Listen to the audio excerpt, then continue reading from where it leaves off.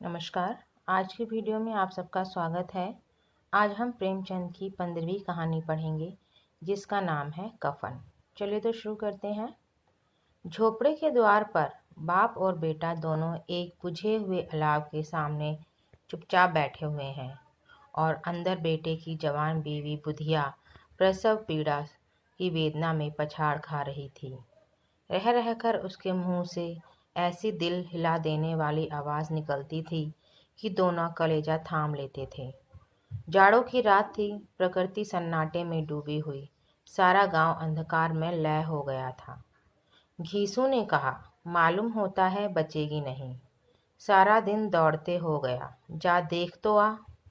माधव चिढ़कर बोला, मरना ही तो है, जल्दी मर क्यों नहीं जाती, देख कर क्या करूं। तू बड़ा बेदर्द है बे, साल भर जिसके साथ सुख चैन से रहा उसी के साथ इतनी बेवफाई। तो मुझसे तो उसका तड़पना और हाथ पांव पटकना नहीं देखा जाता। चमारों का कुनबा था, सारे गांव में बदनाम। घीसू एक दिन काम करता तो 3 दिन आराम करता। माधव इतना कामचोर था कि आध घंटे काम करता तो घंटे भर चिलम पीता, इसलिए उन्हें कहीं मजदूरी नहीं मिलती थी। घर में मुट्ठी भर भी अनाज मौजूद हो तो उनके लिए काम करने की कसम थी। जब 2-4 फाके हो जाते तो घीसू पेड़ पर चढ़कर लकड़ियां तोड़ लाता और माधव बाजार में बेच लाता, और जब तक वह पैसे रहते दोनों इधर उधर मारे मारे फिरते।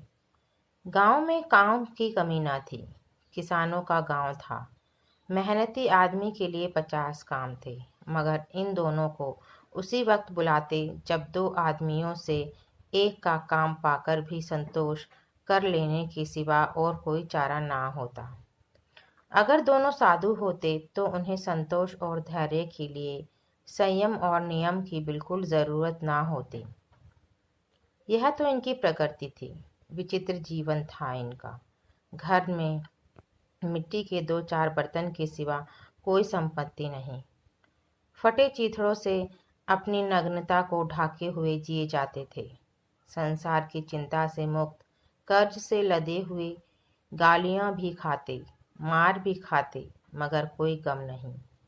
दिन इतने की वसूली की बिल्कुल आशा न रहने पर भी लोग इन्हें कुछ ना कुछ कर्ज दे देते थे। मटर आलू की फसल में दूसरों के खेतों से मटर या आलू उखाड़ लाते, भून भान कर खा लेते, या 10-5 उखाड़ ऊख लाते और चूसते।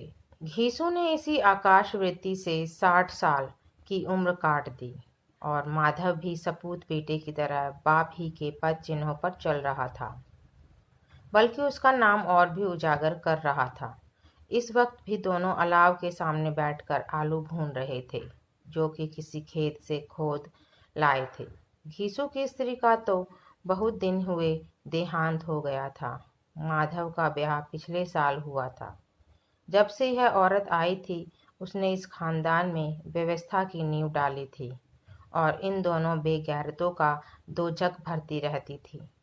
जब से वह आई यह दोनों और भी आराम तलब हो गए थे, बल्कि कुछ अकड़ने भी लगे थे। कोई कार्य करने को बुलाता तो निब्याज भाव से दुगनी मजदूरी मांगते। वही औरत आज प्रसव वेदना से मर रही थी, और यह दोनों इसी इंतजार में थे कि वह मर जाए तो आराम से सोएं। घीसू ने आलू निकालकर छीलते हुए कहा, जाकर देख तो क्या दशा है उसकी। चुड़ैल का फिसाद होगा और क्या। यहाँ तो ओझा भी 1 रुपया मांगता है। माधव को भय था कि वह कोठरी में गया तो घीसू आलूओं का बड़ा भाग साफ कर देगा। बोला, मुझे वहां जाते डर लगता है। डर किस बात का है, मैं तो यहाँ हूँ ही, तो तुम ही जाकर देखो ना। मेरी औरत जब मरी थी तो मैं 3 दिन तक उसके पास से हिला तक नहीं, और फिर मुझसे लजाएगी कि नहीं। जिसका कभी मुंह नहीं देखा आज उसका उगड़ा हुआ बदन देखूं, उसे तन की सुध भी तो ना होगी। मुझे देख लेगी तो खुलकर हाथ पांव भी ना पटक सकेगी। मैं सोचता हूँ कोई बाल बच्चा हुआ तो क्या होगा। सौंठ गुड़ तेल कुछ भी तो नहीं है घर में, सब कुछ आ जाएगा। भगवान दे तो। जो लोग अभी 1 पैसा नहीं दे रहे वे ही कल बुलाकर रुपए देंगे। मेरे 9 लड़के हुए, घर में कभी कुछ ना था, मगर भगवान ने किसी न किसी तरह बेड़ा पार ही लगाया। जिस समाज में रात दिन मेहनत करने वालों की हालत उनकी हालत से कुछ बहुत अच्छी न थी, और किसानों के मुकाबले वे लोग जो किसानों की दुर्बलताओं से लाभ उठाना जानते थे, कहीं ज़्यादा संपन्न थे, वहाँ इस तरह की मनोवृत्ति का पैदा हो जाना कोई अचरज की बात ना थी। हम तो कहेंगे घीसू किसानों से कहीं ज़्यादा विचारवान था, और किसानों के विचार शून्य समूह में शामिल होने के बदले बैठकबाजों की कुत्सित मंडली में जा मिलता था। हाँ, उसमें यह शक्ति न थी कि बैठकबाजों के नियम और नीति का पालन करता, इसलिए जहाँ उसकी मंडली के लोग गांव की सरगना और मुखिया बने हुए थे, उस पर सारा गांव उंगली उठाता था। फिर भी उसे यह तस्कीन तो थी ही कि अगर वह फटे हाल है तो कम से कम उसे किसानों की सी जी तोड़ मेहनत तो नहीं करनी पड़ती, और उसकी सरलता और निर्भीकता से दूसरे लोग बेजा फायदा तो नहीं उठाते। दोनों आलू निकाल निकाल कर जलते जलते खाने लगे। कल से कुछ नहीं खाया था, इतना सब्र ना था कि ठंडा हो जाने दें। कई बार दोनों की जबान जल गई। छिल जाने पर आलू का बाहरी हिस्सा जबान, हलक और तालू को जला देता था, और उस अंगारे को मुंह में रखने से ज़्यादा खैरियत इसी में थी कि वह अंदर पहुंच जाए। वहां उसे ठंडा करने के लिए काफ़ी सामान थे, इसलिए दोनों जल्द जल्द निकल जाते। हालांकि इस कोशिश में उनकी आंखों से आंसू निकल आते। घीसू को उस वक्त ठाकुर की बारात याद आई, जिसमें 20 साल पहले वह गया था। उस दावत में उसे जो तृप्ति मिली थी, वह उसके जीवन में एक याद रखने लायक बात थी, और आज भी उसकी याद ताजी थी। बोला, वह भोज नहीं भूलता। तब से फिर उस तरह का खाना और भरपेट नहीं मिला। लड़की वालों ने सबको भरपेट पूड़ियाँ खिलाई थीं, सबको, छोटे बड़े सबने पूड़ियाँ खाई, और असली घी की चटनी, रायता, 3 तरह के सूखे साग, एक रसेदार तरकारी, दही, चटनी, मिठाई। अब क्या बताऊं कि उस भोज में क्या स्वाद मिला। कोई रोक टोक नहीं थी। जो चीज़ चाहो मांगो, जितना चाहो खाओ। लोगों ने ऐसा खाया कि किसी से पानी न पिया गया। मगर परोसने वाले हैं कि पत्तल में गरम गरम गोल गोल सुवासित कचौड़ियाँ डाल देते हैं। मना करते हैं कि नहीं चाहिए, पत्तल पर हाथ रोके हुए हैं, मगर वह है कि दिए जाते हैं।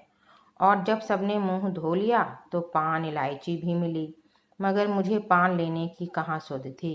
खड़ा हुआ ना जाता था, चटपट जाकर अपने कंबल पर लेट गया। ऐसा दिल दरिया वह था ठाकुर। माधव ने इन पदार्थों का मन ही मन मजा लेते हुए कहा, अब हमें कोई ऐसा भोज नहीं खिलाता। अब कोई क्या खिलाएगा। वह जमाना दूसरा था। अब तो सबको किफ़ायत सूझती है। शादी ब्याह में मत खर्च करो, क्रियाकर्म में मत खर्च करो। पूछो, गरीबों का माल बटोर बटोर कर कहाँ रखोगे। बटोरने में तो कमी नहीं है, हाँ खर्च में किफ़ायत सूझती है। तुमने 20 पूरियाँ खाई होंगी। 20 से ज़्यादा खाई थी। मैं 50 खा जाता। 50 से कम मैंने ना खाई होंगी। अच्छा पका था। तू तो मेरा आधा भी नहीं है। आलू खाकर दोनों ने अपनी अपनी धोतियां ओढ़कर पांव पेट में डाले सो रहे, जैसे 2 बड़े बड़े अजगर गेंडुलिया मारे पड़े हों, और बुधिया अभी तक करहा रही थी। सवेरे माधव ने कोठरी में जाकर देखा तो उसकी स्त्री ठंडी हो गई थी। उसके मुंह पर मक्खियां भिनक रही थीं। पथराई हुई आंखें ऊपर टंगी हुई थी। सारी देह धूल से लथपथ हो रही थी। उसके पेट में बच्चा मर गया था। माधव भागा हुआ घीसू के पास आया। फिर दोनों जोर जोर से हाय हाय करने और छाती पीटने लगे। पड़ोस वालों ने यह रोना धोना सुना तो दौड़े हुए आए और पुरानी मर्यादा के अनुसार इन अभागों को समझाने लगे। मगर ज़्यादा रोने पीटने का अवसर ना था। कफन की और लकड़ी की फिक्र करनी थी। घर में तो पैसा इस तरह गायब था जैसे चील के घोंसले में मांस। बाप बेटे रोते हुए गांव के जमींदार के पास गए।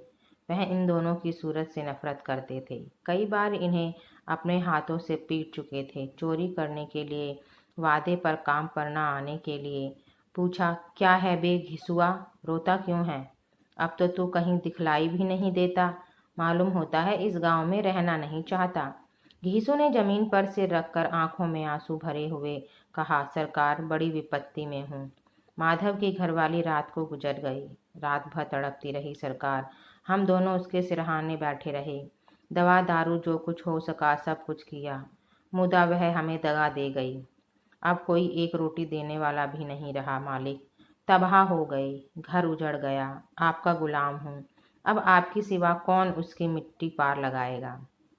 हमारे हाथ में तो जो कुछ था वह सब तो दवा दारू में उठ गया। सरकार ही की दया होगी तो उसकी मिट्टी उठेगी। आपके सिवा किसके द्वार पर जाऊं।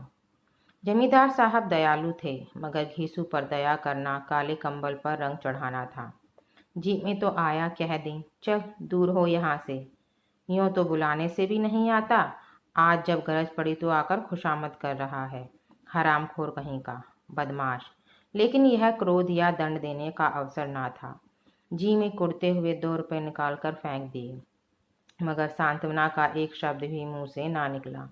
उसकी तरफ ताका तक नहीं, जैसे सिर का बोझ उतारा हो। जब जमींदार साहब ने 2 रुपए दिए तो गांव के बनिए महाजनों को इनकार का साहस कैसे होता। घीसू जमींदार के नाम का ढिंढोरा भी पीटना जानता था। किसी ने 2 आने दिए, किसी ने 4 आने। 1 घंटे में घीसू के पास 5 रुपए की अच्छी रकम जमा हो गई। कहीं से अनाज मिल गया, कहीं से लकड़ी, और दोपहर को घीसू और माधव बाजार से कफन लाने चले। इधर लोग बांस बांस काटने लगे। गांव की नर्मदिल स्त्रियां आ आकर लाश देखती थी और उसकी बेकसी पर 2 बूंद आंसू गिराकर चली जाती थी। बाजार में पहुंचकर घिसू बोला, लकड़ी तो उसे जलाने भर को मिल गई है। क्यों माधव? माधव बोला, हाँ लकड़ी तो बहुत है, अब कफन चाहिए। तो चलो कोई हल्का सा कफन ले लें। हाँ और क्या, लाश उठते उठते रात हो जाएगी। रात को कफन कौन देखता है। कैसा बुरा रिवाज है कि जिसे जीते जी तन ढांकने को चीथड़ा भी ना मिले, उसे मरने पर नया कफन चाहिए। कफन लाश के साथ जला ही तो जाता है, और क्या रखा रहता है। यही 5 रुपए पहले मिलते तो कुछ दवा दारू कर लेते। दोनों एक दूसरे के मन की बात ताड़ रहे थे। बाजार में इधर उधर घूमते रहे। कभी इस बाजार की दुकान पर गए, कभी उस दुकान पर। तरह तरह के कपड़े, रेशमी और सूती देखे, मगर कुछ जचा नहीं। यहाँ तक कि शाम हो गई। तब दोनों ने ना जाने कैसे देवी प्रेरणा से एक मधुशाला के सामने जा पहुंचे और जैसे किसी पूर्व निश्चित व्यवस्था से अंदर चले गए। वहां जरा देर तक दोनों असमंजस में खड़े रहे। फिर घीसू ने गद्दी के सामने जाकर कहा, साहू जी एक बोतल हमें भी देना। उसके बाद कुछ चिखौना आया, तली हुई मछली आई और दोनों बरामदे में बैठकर शांतिपूर्वक पीने लगे। कई कुंजिया ताबड़तोड़ पीने के बाद दोनों सरूर में आ गए। घीसू बोला, कफन लगाने से क्या मिलता, आखिर जल ही तो जाता, कुछ बहू के साथ तो ना जाता। माधव आसमान की तरफ देखकर बोला, मानो देवताओं को अपने निष्पापता का साक्षी बना रहा हो। दुनिया का दस्तूर है, नहीं लोग ब्राह्मणों को हजारों रुपए दे देते हैं, कौन देखता है परलोक मिलता है या नहीं। बड़े आदमियों के पास धन है, फूंके, हमारे पास फूंकने को क्या है। लेकिन लोगों को जवाब क्या दोगे, लोग पूछेंगे नहीं कफन कहाँ है। घीसू हंसा, अबे कह देंगे कि रुपए कमर से खिसक गए, बहू ढूंढा मिले नहीं। लोगों को विश्वास ना आएगा, लेकिन फिर वही रुपए देंगे। माधव भी हंसा इन अपेक्षित सौभाग्य पर। बोला, बड़ी अच्छी थी बेचारी, मरी तो खूब खिला पिला कर। आधी बोतल से ज़्यादा उड़ गई। घीसू ने 2 सेर पूड़ियाँ मंगाई, चटनी, अचार, कलेंजिया। शराब खाने के सामने ही दुकान थी। माधव लपक कर 2 पत्तलों में सारे सामान ले आया। पूरा 1.5 रुपया खर्च हो गया, सिर्फ थोड़े से पैसे बच रहे। दोनों इस वक्त इस शान में बैठे पूड़ियाँ खा रहे थे जैसे जंगल में कोई शेर अपना शिकार उड़ा रहा हो। ना जवाबदेही का खौफ था, ना बदनामी की फिक्र। इन सब भावनाओं को उन्होंने बहुत पहले ही जीत लिया था। घीसू दार्शनिक भाव से बोला, हमारी आत्मा प्रसन्न हो रही है तो क्या उसे पुण्य ना होगा। माधव ने श्रद्धा से सिर झुकाकर तस्दीक की जरूर से जरूर होगा। भगवान तुम अंतर्यामी हो, उसे बैकुंठ ले जाना। हम दोनों हृदय से आशीर्वाद दे रहे हैं। आज जो भोजन मिला वह कभी उम्र भर ना मिला था। एक क्षण के बाद माधव के मन में एक शंका जागी। बोला, क्यों दादा, हम लोग भी एक ना एक दिन वहाँ जाएंगे ही। घीसू ने इस भोले भाले सवाल का कुछ उत्तर न दिया। वह परलोक की बातें सोचकर इस आनंद में बाधा न डालना चाहता था। जो वहाँ हम लोगों से पूछे कि तुमने हमें कफन क्यों नहीं दिया तो क्या कहोगे? कहेंगे तुम्हारे सर। पूछेंगी तो जरूर। तू कैसे जानता है कि उसे कफन न मिलेगा? तू मुझे ऐसा गधा समझता है? 60 साल क्या दुनिया में घास खोदता रहा हूँ। उसको कफन मिलेगा और बहुत अच्छा मिलेगा। माधव को विश्वास न आया। बोला, कौन देगा? रुपए तो तुमने चट कर दिए। वह तो मुझसे पूछेगी। उसकी मांग में तो सेंदूर मैंने डाला था। कौन देगा? बताते क्यों नहीं? वही लोग देंगे जिन्होंने अब की दिया है। हाँ, अब की रुपए हमारे हाथ ना आएंगे। ज्यों ज्यों अंधेरा बढ़ता था और सितारों की चमक तेज होती थी, मधुशाला की रौनक भी बढ़ती जाती थी। कोई गाता था, कोई डींग मारता था, कोई अपने संगी के गले लिपटा जाता था, कोई अपने दोस्त के मुंह में कुल्हड़ लगाए देता था। वहाँ के वातावरण में सरूर था, हवा में नशा। कितने तो यहाँ आकर एक चुल्लू में मस्त हो जाते थे। शराब से ज़्यादा यहाँ की हवा उन पर नशा करती थी। जीवन की बाधाएं यहाँ खींच लाती थी और कुछ देर के लिए यह भूल जाते थे कि वे जीते हैं या मरते हैं, या ना जीते हैं ना मरते हैं। और यह दोनों बाप बेटे अब भी मज़े लेकर चुस्कियाँ ले रहे थे। सबकी निगाहें इनकी ओर जमी हुई थी। दोनों कितने भाग्य के बली हैं। पूरी बोतल बीच में है। भरपेट खाकर माधव ने बची हुई पूड़ियों का पत्तल उठाकर एक भिखारी को दे दिया, जो खड़ा इनकी ओर भूखी आंखों से देख रहा था और देने के गौरव, आनंद और उल्लास का अपने जीवन में पहली बार अनुभव किया। घीसू ने कहा, ले जा, खूब खा और आशीर्वाद दे। जिसकी कमाई है वह तो मर गई, मगर तेरा आशीर्वाद उसे जरूर पहुंचेगा। रोए रोए से आशीर्वाद दो, बड़ी गाढ़ी कमाई के पैसे हैं। माधव ने फिर आसमान की तरफ देखकर कहा, वह बैकुंठ में जाएगी दादा, बैकुंठ की रानी बनेगी। घीसू खड़ा हो गया और जैसे उल्लास की लहरों में तैरता हुआ बोला, हाँ बेटा, बैकुंठ में जाएगी। किसी को सताया नहीं, किसी को दबाया नहीं। मरते मरते हमारी जिंदगी की सबसे बड़ी लालसा पूरी हो गई। वह ना बैकुंठ जाएगी तो क्या ये मोटे मोटे लोग जाएंगे, जो गरीबों को दोनों हाथों से लूटते हैं और अपने पाप को धोने के लिए गंगा में नहाते हैं और मंदिरों में जल चढ़ाते हैं। श्रद्धालु का यह रंग तुरंत ही बदल गया। अस्थिरता नशे की खासियत है। दुख और निराशा का दौरा हुआ। माधव बोला, मगर दादा, बेचारी ने जिंदगी में बड़ा दुख भोगा, कितना दुख झेल कर मरी। वह आंखों पर हाथ रखकर रोने लगा, चीखे मार मार कर। घीसू ने समझाया, क्यों रोता है बेटा? खुश हो कि वह माया जाल से मुक्त हो गई, जंजाल से छूट गई। बड़ी भाग्यवान थी जो इतनी जल्द माया मोह के बंधन तोड़ दिए। और दोनों खड़े होकर गाने लगे, ठगिनी क्या नैना झमकावे ठगिनी। पेक्कड़ों की आंखें इनकी ओर लगी हुई थी और यह दोनों अपने दिल में मस्त गाए जाते थे।